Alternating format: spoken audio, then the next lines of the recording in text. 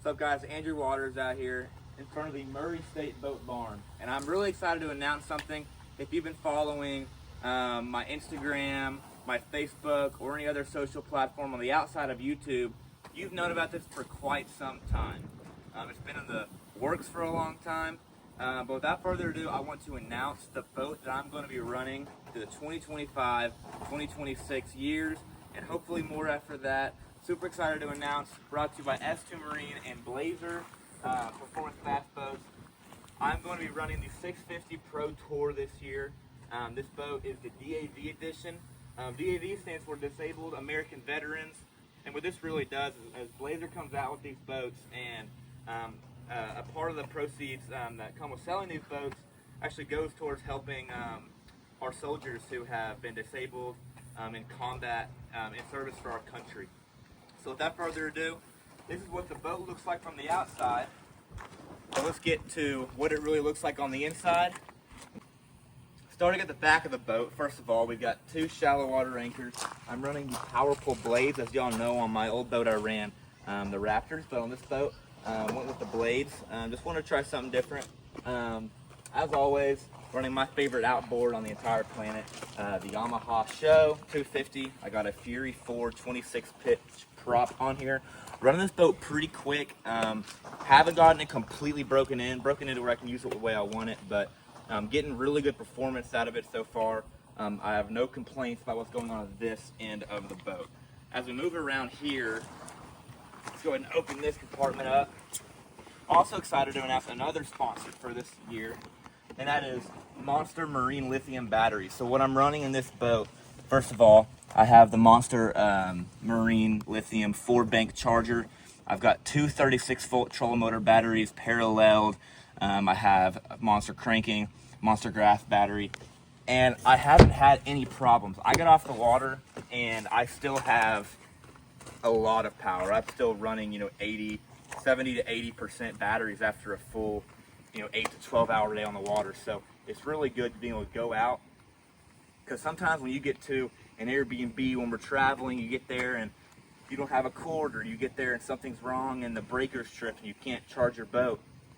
With these batteries in my boat, I know that although I like to charge them every night, if something happens and I can't, it's not the end of the world. And I can easily run 2 full days on these batteries. Probably wouldn't want to do more than that, but there's no doubt that I could if I had to. Going to keep on moving on to the electronics on the boat. At the front, we're running a Lowrance 16 Live. With that, we're running all my side imaging, all my down imaging, all my mapping. I love the Lowrance mapping system. Haven't had any problems out of it yet. Keep on moving. We've got 3 graphs at the front. A little different if you notice from my old boat. My old boat, I was running a 360. I was running a live scope, and I was running mapping. On this boat, I decided to go with the perspective and the forward. So on my 8612, I have my perspective. On my 8616, I have my forward, and then on my Lowrance, of course, I'm just running my mapping, so I know where I'm going on, and relation to all my waypoints. As far as trolling motors go, as y'all have noticed, I am running the Lowrance Ghost as of right now. Haven't had any super major problems out of it yet. Still trying to get a feel of it. It's definitely a different troll motor than what I'm used to. So I'm going to keep on running it for a little while, and make any changes to that, I'll let y'all know. But as of right now, this is the overview of the Blazer. Going to go to a little bit more depth in a minute on the compartments, how I have it set up, just how I have it weighted, because in a boat like this that's made to go pretty dang quick, it's very important to have your boat weighted properly. If you have your weight off or too much weight in the front, like these graphs right here slow me down a lot, but it's worth it to me. But having the rest of the boat weighted properly is how you get the max performance out of it. So without further ado, we're going to get inside of this thing and show y'all how I have things rigged on the inside, how I organize my stuff in it, because the organization of this boat is key as well if you want to be fishing clean and making right decisions. Keep your head clear, keep your boat clear. So as y'all see right here, this is what we got going for as far as storage. What I'm standing on right here, that's the battery box. Y'all already saw that. But starting on the right side, this is just a deep stow, just storage box. Y'all don't see everything in it, but I got life jackets back here. I do actually have a sandbag in here to balance the weight from something I'm going to talk about on that side in a second.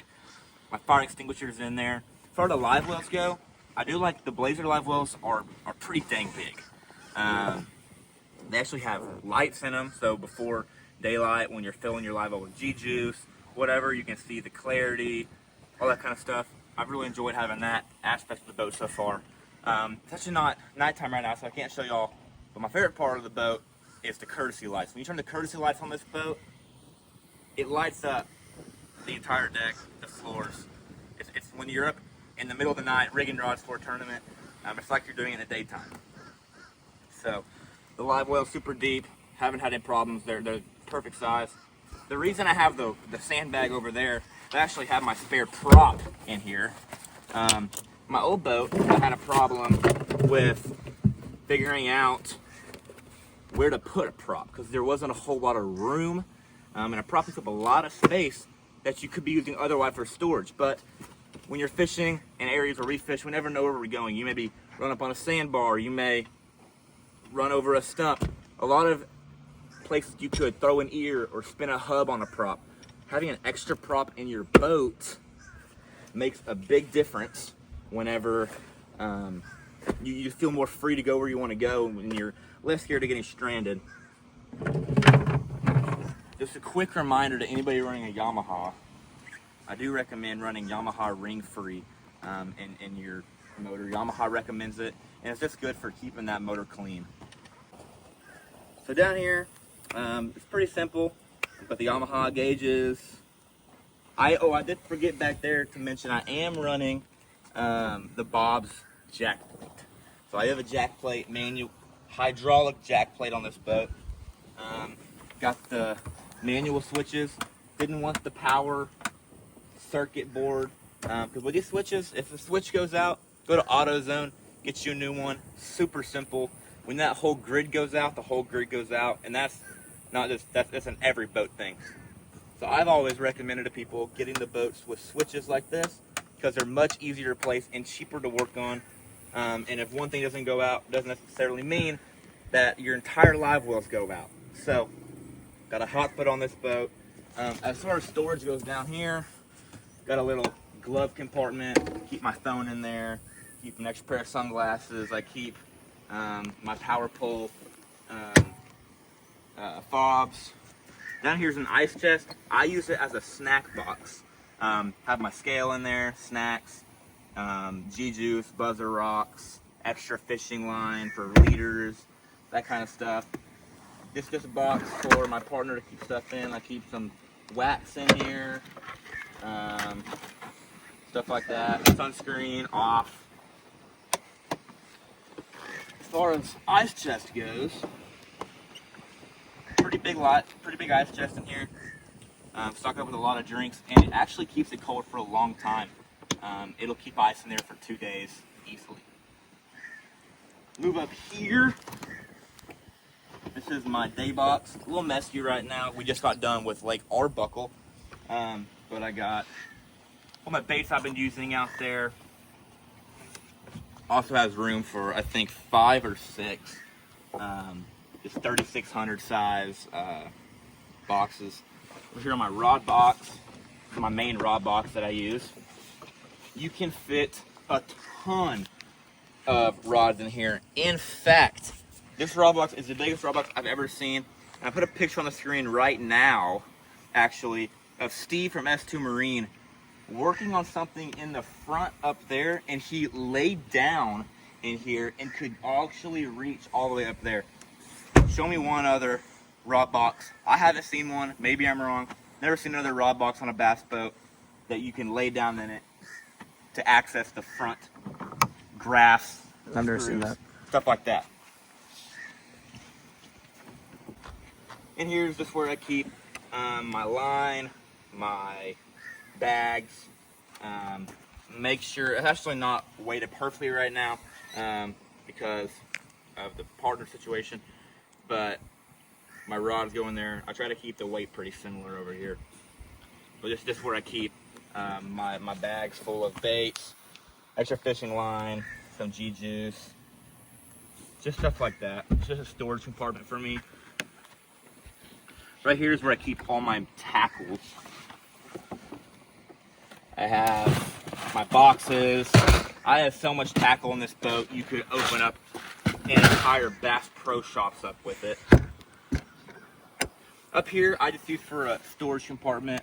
I keep my bibs in here. I keep some extra boxes. I keep my boat cover in there. It's just kind of a stowaway box for me. Anyways, guys, like I said before, super excited to work with Blazer this year. Super excited to work with S2 Marine, Monster Marine Lithium, all my other sponsors that aren't boat related. It's going to be a good year. Y'all haven't seen this video come out yet on Lake Arbuckle, but stay tuned. It's going to be one to watch. Fun tournament, fun event. Definitely started out in the right way. Other than that, thank you all for watching this video. Appreciate it as always. Hit the subscribe button, like and comment and share this video to your friends. Other than that, I will see y'all in the next video. Peace.